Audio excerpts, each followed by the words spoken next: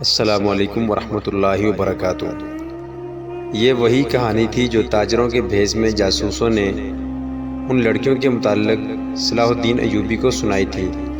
مصری guard commander کو معلوم نہیں تھا، وہ یہ کہانی پہلی بار سن رہا تھا۔ اسے تو حکم ملا تھا کہ یہ خطرناک جاسوس ہیں، انہیں قاہرہ لے جا کر سلطان کے ایک خفیہ محکمے کے حوالے کرنا ہے۔ اس حکم کے پیش نظر وہ ان لڑکیوں کی یا اس لڑکی کی کوئی مدد نہیں کر سکتا تھا۔ اس نے اس لڑکی کو اپنی مجبوری بتا دی۔ اسے معلوم نہیں تھا کہ لڑکی کی ترکش میں ابھی بھی بہت سے تیر باقی ہیں۔ لڑکی نے کہا، میں تم سے کوئی مدد نہیں مانگتی، تم اگر میری مدد کرو گے تو میں تمہیں روک دوں گی، کیونکہ مجھے تم اتنے اچھے لگتے ہو کہ میں اپنی خاطر تمہیں کسی مصیبت میں نہیں ڈالنا چاہتی۔ میرا کوئی غمخوار نہیں، میں ان لڑکیوں کو بالکل نہیں جانتی اور ان آدمیوں کو بھی نہیں جانتی۔ تم مجھے رحم دل بھی لگتے ہو اور میرے دل کو بھی اچھے لگتے ہو، اس لیے تمہیں یہ باتیں بتا رہی ہوں۔ اتنی خوبصورت لڑکی کے منہ سے اس قسم کی باتیں سن کر کون سا مرد اپنے آپ میں رہ سکتا ہے؟ یہ لڑکی مجبور بھی تھی، رات کی تنہائی بھی تھی۔ مصری کی مردانگی پگھلنے لگی۔ اس نے لڑکی کے ساتھ دوستانہ باتیں شروع کر دیں۔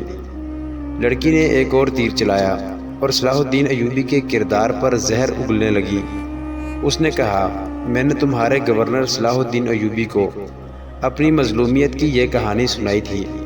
مجھے امید تھی کہ وہ میرے حال پر رحم کرے گا، مگر اس نے مجھے اپنے خیمے میں رکھ لیا اور شراب پی کر میرے ساتھ بدکاری کرتا رہا۔ اس وحشی نے میرا جسم توڑ دیا ہے۔ شراب پی کر وہ اتنا وحشی بن جاتا ہے کہ اس میں انسانیت رہتی ہی نہیں۔ مصری کا خون کھولنے لگا۔ اس نے بدک کر کہا، ہمیں کہا گیا تھا کہ صلاح الدین ایوبی مومن ہے، فرشتہ ہے، شراب اور عورت سے نفرت کرتا ہے۔ مجھے اب اسی کے پاس لے جایا جا رہا ہے۔ لڑکی نے کہا، اگر تمہیں یقین نہ آئے تو رات کو دیکھ لینا کہ میں کہاں ہوں گی۔ وہ مجھے قید خانے میں نہیں ڈالے گا، اپنے حرم میں رکھ لے گا۔ مجھے اس آدمی سے ڈر آتا ہے۔ اس قسم کی بہت سی باتوں سے لڑکی نے اس مصری کے دل میں صلاح الدین ایوبی کے خلاف نفرت پیدا کر دی اور وہ پوری طرح مصری پر چھا گئی، اس کے دل اور دماغ پر قبضہ کر لیا۔ مصری کو معلوم نہیں تھا کہ یہی ان لڑکیوں کا ہتھیار ہے۔ لڑکی نے آخر میں اسے کہا، اگر تم مجھے اس ذلیل زندگی سے نجات دلا دو تو میں ہمیشہ کے لیے تمہاری ہو جاؤں گی اور میرا باپ تمہیں سونے کی اشرفیوں سے مالا مال کر دے گا۔ اس نے اس کا طریقہ یہ بتایا کہ میرے ساتھ سمندر پار بھاگ چلو، کشتیوں کی کمی نہیں، میرا باپ بہت امیر آدمی ہے، میں تمہارے ساتھ شادی کر لوں گی اور میرا باپ تمہیں نہایت اچھا مکان اور بہت سی دولت دے گا، تم تجارت کر سکتے ہو۔ مصری کو یہ یاد رہ گیا تھا کہ وہ مسلمان ہے۔ اس نے کہا کہ وہ اپنا مذہب ترک نہیں کر سکتا۔ لڑکی نے ذرا سوچ کر کہا، میں تمہارے لیے اپنا مذہب چھوڑ دوں گی۔ اس کے بعد وہ فرار اور شادی کا پروگرام بنانے لگے۔ لڑکی نے اسے کہا، میں تم پر زور نہیں دیتی، اچھی طرح سوچ لو، میں صرف جاننا چاہتی ہوں کہ میرے دل میں تمہاری جو محبت پیدا ہو گئی ہے اتنی تمہارے دل میں پیدا ہوئی ہے یا نہیں۔ اگر تم مجھے قبول کرنے پر آمادہ ہو سکتے ہو تو سوچ لو اور کوشش کرو کہ قاہرہ تک ہمارا سفر لمبا ہو جائے۔ ہم ایک بار وہاں پہنچ گئے تو پھر تم میری بو بھی نہیں سونگھ سکو گے۔ لڑکی کا مقصد صرف اتنا سا تھا کہ سفر لمبا ہو جائے اور 3 دنوں کی بجائے کچھ دن راستے میں ہی گزر جائیں۔ اس کی وجہ یہ تھی کہ رابن اور اس کے ساتھی فرار کی ترکیبیں سوچ رہے تھے۔ وہ اس کوشش میں تھے کہ رات کو سوتے ہوئے محافظوں کے ہتھیار اٹھا کر انہیں قتل کیا جائے، جو ناممکن سا کام تھا، یا ان کے گھوڑے چرا کر بھاگا جائے۔ ابھی تو پہلا ہی پڑاؤ تھا۔ ان کی ضرورت یہ تھی کہ سفر لمبا ہو جائے تاکہ وہ اطمینان سے سوچ سکیں اور عمل کر سکیں۔ اس مقصد کے لیے کیسے انہوں نے اس لڑکی کو استعمال کیا، وہ محافظوں کے کمانڈر کو قبضے میں لے لے۔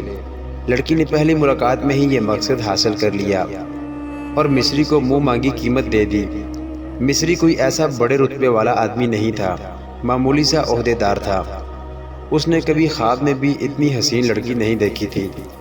کہاں ایک جیتی جاگتی لڑکی جو اس کے تصوروں سے بھی زیادہ خوبصورت تھی، اس کی لونڈی بن گئی تھی۔ وہ اپنا آپ، اپنا فرض اور اپنا مذہب ہی بھول گیا۔ وہ ایک لمحے کے لیے بھی لڑکی سے الگ نہیں ہونا چاہتا تھا۔ اس پاگل پن میں اس نے صبح کے وقت پہلا حکم یہ دیا کہ جانور بہت تھکے ہوئے ہیں، لہٰذا آج سفر نہیں ہوگا۔ محافظوں اور شتربانوں کو اس حکم سے بہت خوشی ہوئی۔ وہ محاذ کی سختیوں سے اکتائے ہوئے تھے، انہیں منزل تک پہنچنے کی کوئی جلدی نہیں تھی۔ وہ دن بھر آرام کرتے رہے، گپ شپ لگاتے رہے، اور ان کا کمانڈر اس لڑکی کے پاس بیٹھا بدمست ہوتا رہا۔ دن گزر گیا، رات آئی، اور جب سب سو گئے تو مصری لڑکی کو ساتھ لیے دور چلا گیا۔ لڑکی نے اسے آسمان پہ پہنچا دیا۔ صبح جب یہ قافلہ چلنے لگا تو مصری کمانڈر نے راستہ بدل دیا۔ اپنے دستے سے اس نے کہا کہ اس طرف اگلے پڑاؤ کے لیے بہت خوبصورت جگہ ہے، قریب ایک گاؤں بھی ہے جہاں مرغیاں اور انڈے مل جائیں گے۔ اس کا دستہ اس پر بھی خوش ہوا کہ کمانڈر انہیں عیش کرا رہا ہے۔ البتہ اس دستے میں 2 عسکری ایسے تھے جو کمانڈر کی ان حرکتوں سے خوش نہیں تھے۔ انہوں نے اسے کہا کہ ہمارے پاس خطرناک قیدی ہیں، یہ سب جاسوس ہیں، انہیں بہت جلدی حکومت کے حوالے کر دینا چاہیے، بلا وجہ سفر لمبا کرنا ٹھیک نہیں۔ مصری نے انہیں یہ کہہ کر چپ کروا دیا کہ یہ میری ذمہ داری ہے کہ جلدی پہنچوں یا دیر سے، جواب طلبی ہوئی تو مجھ سے ہوگی۔ دونوں خاموش تو ہو گئے، لیکن وہ الگ جا کر آپس میں خسر پھسر کرتے رہے۔ قافلہ چلتا رہا، راستے میں صحرائی درخت بھی تھے۔ چلتے چلتے وہ ٹیلوں میں داخل ہو گئے، راستہ اوپر ہوتا گیا اور ایک بلند جگہ سے انہیں ایک میدان نظر آیا جہاں گدوں کے غول اترتے ہوئے شور بپا کر رہے تھے۔ ذرا اور آگے گئے تو نظر آیا کہ یہ لاشیں ہیں، بدبو بھی تھی۔ یہ ان سوڈانیوں کی لاشیں تھیں جو بحیرہ روم کے ساحل پر مقیم سلطان ایوبی کی فوج پر حملہ کرنے چلے تھے۔ سلطان ایوبی کے جان باز سواروں نے راتوں کو ان کے عقبی حصے پر حملہ کر کے کشت و خون کیا اور سوڈانی فوج کو تتر بتر کر دیا تھا۔ یہاں سے آگے میلوں وسعت میں لاشیں بکھری ہوئی تھیں۔ سوڈانیوں کو اپنی لاشیں اٹھانے کی مہلت نہیں ملی تھی۔ قیدیوں اور محافظوں کا قافلہ چلتا رہا اور ذرا سا رخ بدل کر لاشوں اور گدوں سے ہٹ گیا۔ قافلہ جب وہاں سے گزر رہا تھا تو انہوں نے دیکھا کہ لاشوں کے ارد گرد ان کے ہتھیار بھی بکھرے ہوئے تھے۔ ان میں کمانیں اور ترکش بھی تھے، برچھیاں، تلواریں اور ڈھالیں بھی تھیں۔ قیدیوں نے یہ ہتھیار دیکھ لیے، انہوں نے آپس میں باتیں کی اور رابن نے اس لڑکی سے کچھ کہا جس نے مصری کمانڈر پر قبضہ کر رکھا تھا۔ لاشیں اور ہتھیار دور دور تک پھیلے ہوئے تھے۔ دائیں طرف ٹیلوں کے قریب سرسبز جگہ تھی، پانی بھی نظر آ رہا تھا، سبزہ ٹیلوں کے اوپر تک گیا ہوا تھا۔ لڑکی نے کمانڈر کو اشارہ کیا تو وہ اس کے قریب چلا گیا۔ لڑکی نے کہا، جگہ بہت اچھی ہے، یہیں رک جاتے ہیں۔ مصری نے قافلے کا رخ پھیر دیا اور سرسبز ٹیلے کے قریب پانی کے چشمے پر جا رکا۔ رات یہیں بسر کرنی تھی۔ سب گھوڑوں اور اونٹوں سے اترے، جانور پانی پر ٹوٹ پڑے۔ رات گزارنے کے لیے اچھی جگہ دیکھی جانے لگی۔ 2 ٹیلوں کے درمیان جگہ کشادہ بھی تھی اور وہاں سبزہ بھی تھا، یہی جگہ منتخب کر لی گئی۔ جب رات کا اندھیرا گہرا ہوا تو سب سو گئے۔ مصری جاگ رہا تھا اور لڑکی بھی جاگ رہی تھی۔ اس رات اسے خاص طور پر جاگنا اور مصری کمانڈر کو پوری طرح مدہوش کرنا تھا۔ اسے جب خراٹوں کی آوازیں سنائی دینے لگیں تو وہ مصری کے پاس چلی گئی۔ اسی لڑکی کی خاطر وہ سب سے الگ اور دور ہٹ کر لیٹا تھا۔ لڑکی اسے ٹیلے کی اوٹ میں لے گئی اور وہاں سے اور زیادہ دور جانے کی خواہش ظاہر کی۔ مصری اس کی خواہشوں کا غلام ہو گیا تھا۔ اسے احساس تک نہ تھا کہ آج رات لڑکی اسے ایک خاص مقصد کے لیے دور لے جا رہی ہے۔ وہ اس کے ساتھ ساتھ چلتا رہا اور لڑکی اسے 3 ٹیلوں سے بھی پرے لے گئی۔ وہ رکی اور مصری کو باہوں میں لے لیا۔ مصری بے خود ہو گیا۔ ادھر رابن نے جب دیکھا کہ کمانڈر جا چکا ہے اور دوسرے محافظ گہری نیند سوئے ہوئے ہیں تو اس نے لیٹے لیٹے اپنے ایک ساتھی کو جگایا، اس نے ساتھ والے کو جگایا۔ اس طرح رابن کے 4 ساتھی جاگ اٹھے۔ محافظ ان سے ذرا دور سوئے ہوئے تھے۔ مصری کمانڈر کو لڑکی نے اتنا بے پرواہ کر دیا تھا کہ رات کو وہ سنتری کھڑا نہیں کرتا تھا۔ پہلے رابن پیٹ کے بل رینگتا محافظوں سے دور چلا گیا، اس کے بعد اس کے چاروں ساتھی بھی چلے گئے۔ ٹیلے کی اوٹ میں ہو کر وہ تیز تیز چلنے لگے اور لاشوں تک پہنچ گئے۔ ٹٹول ٹٹول کر انہوں نے 3 کمانیں اور ترکش اٹھائے اور ایک ایک برچھی اٹھا لی۔ اسی مقصد کے لیے انہوں نے لڑکی سے کہا تھا کہ وہ کمانڈر سے کہے کہ یہاں پڑاؤ کیا جائے۔ وہ ہتھیار لے کر واپس ہوئے۔ اب وہ اکٹھے تھے۔ وہ سوئے ہوئے محافظوں کے قریب جا کر کھڑے ہوئے۔ رابن نے ایک محافظ کے سینے میں برچھی مارنے کے لیے برچھی ذرا اوپر اٹھائی۔ باقی 4 بھی ایک ایک محافظ کے سر پر کھڑے تھے۔ یہ نہایت کامیاب چال تھی۔ وہ بیک وقت 4 محافظوں کو ختم کر سکتے تھے اور باقی 11 کے سنبھلنے تک انہیں بھی ختم کرنا مشکل نہیں تھا۔ پیچھے 3 چھتربان تھے اور مصری کمانڈر۔ وہ آسان شکار تھے۔ رابن نے جو ہی برچھی اوپر اٹھائی، زناٹا سا سنائی دیا اور ایک تیر رابن کے سینے میں اتر گیا۔ اس کے ساتھ ہی ایک تیر رابن کے ایک ساتھی کے سینے میں لگا۔ وہ ڈولے۔ ان کے 3 ساتھی ابھی دیکھ ہی رہے تھے کہ یہ کیا ہوا ہے کہ 2 تیر اور آئے اور 2 اور قیدی اوندے ہو گئے۔ آخری قیدی بھاگنے کے لیے پیچھے کو مڑا تو ایک تیر اس کے پہلو میں اتر گیا۔ یہ کام اتنی خاموشی سے ہو گیا کہ ان محافظوں میں سے کسی کی آنکھ ہی نہ کھلی جن کے سروں پر موت آن کھڑی ہوئی تھی۔ تیر انداز آگے آئے۔ انہوں نے مشعلیں روشن کی۔ یہ وہ 2 محافظ تھے جنہوں نے اپنے کمانڈر سے کہا تھا کہ انہیں منزل پر جلدی پہنچنا چاہیے۔ وہ دیانتدار تھے۔ وہ سوئے ہوئے تھے۔ جب 4 قیدی ان کے قریب سے گزرے تو ان میں سے ایک کی آنکھ کھل گئی تھی۔ اس نے اپنے ساتھی کو جگایا اور قیدیوں کا تعاقب دبے پاؤں کیا۔ انہوں نے یہ ارادہ کیا تھا کہ اگر قیدیوں نے بھاگنے کی کوشش کی تو انہیں تیروں سے ختم کر دیں گے، مگر اس سے پہلے وہ دیکھنا چاہتے تھے کہ یہ کیا کرتے ہیں۔ اندھیرے میں انہیں جو کچھ نظر آتا رہا وہ دیکھتے رہے۔ قیدی ہتھیار اٹھا کر واپس آئے تو دونوں محافظ آ کر ٹیلے کے ساتھ چھپ کر بیٹھ گئے۔ جو ہی قیدیوں نے محافظوں کو یہ برچھیاں مارنے کے لیے برچھیاں اٹھائیں، انہوں نے تیر چلا دیے، پھر 4 کو ختم کر دیا۔ انہوں نے اپنے کمانڈر کو آواز دی تو اسے لاپتہ پایا۔ اس آواز سے لڑکیاں جاگ اٹھیں اور باقی محافظ بھی جاگے۔ لڑکیوں نے اپنے آدمیوں کی لاشیں دیکھی۔ ہر ایک لاش میں ایک تیر اترا ہوا تھا۔ لڑکیاں خاموشی سے لاشوں کو دیکھتی رہیں۔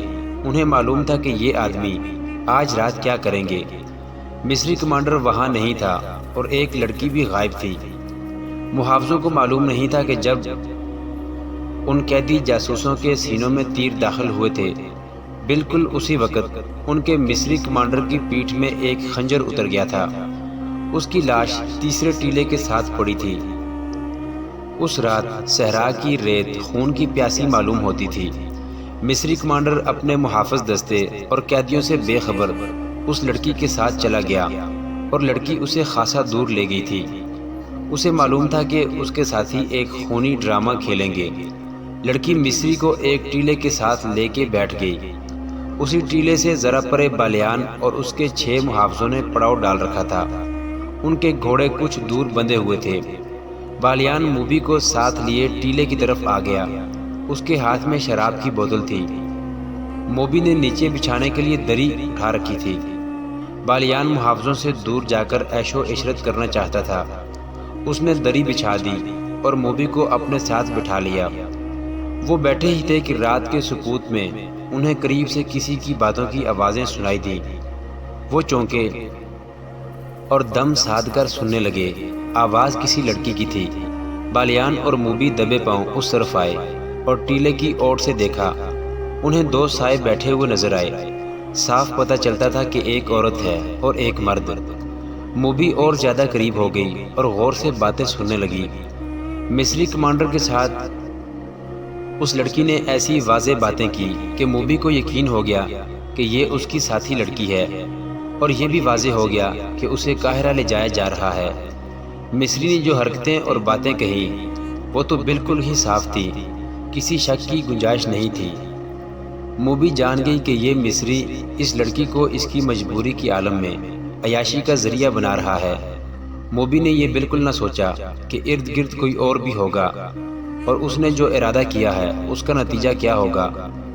اس نے پیچھے ہٹ کر بالیان کے کان میں کہا، یہ مصری ہے اور یہ میرے ساتھ کی ایک لڑکی کے ساتھ عیش کر رہا ہے، اس لڑکی کو بچا لو، یہ مصری تمہارا دشمن ہے اور لڑکی تمہاری دوست۔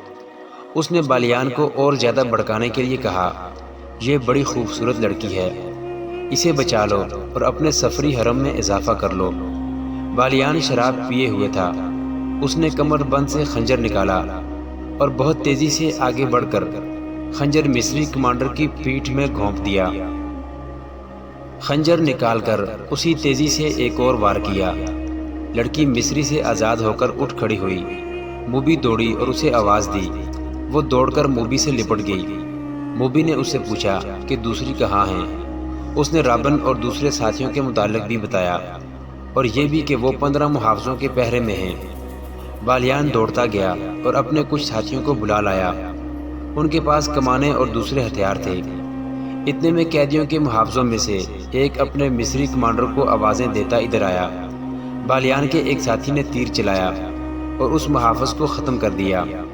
وہ لڑکی انہیں اپنی جگہ لے جانے کے لیے آگے آگے چل پڑی۔ بالیان کو آخری ٹیلے کے پیچھے روشنی نظر آئی۔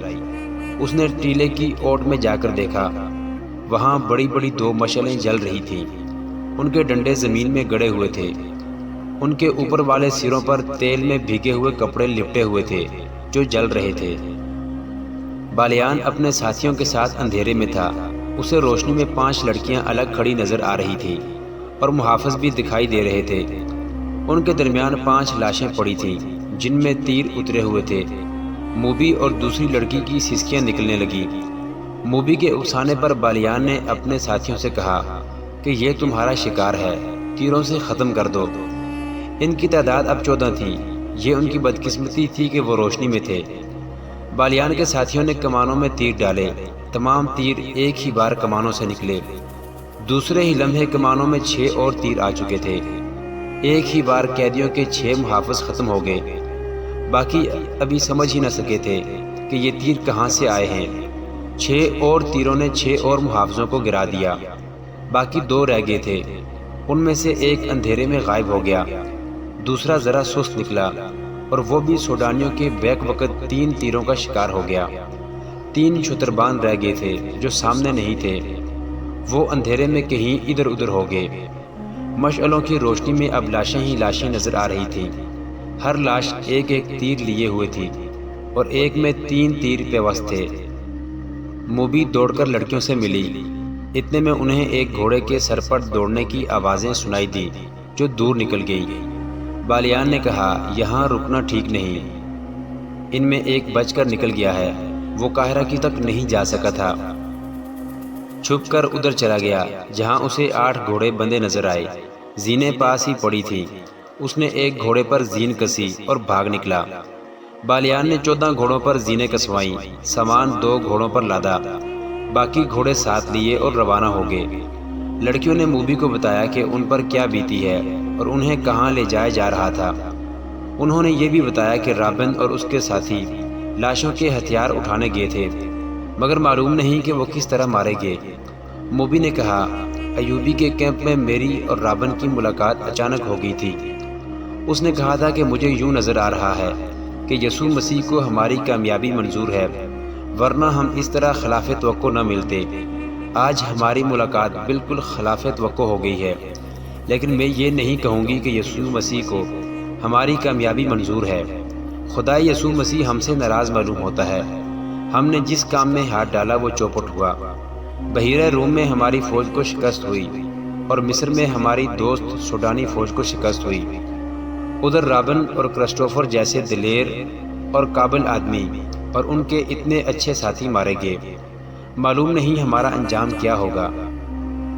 ہمارے جیتے جی تمہیں کوئی ہاتھ نہیں لگا سکتا، بالیان نے کہا۔ میرے شیروں کا کمال تم نے دیکھ لیا ہے۔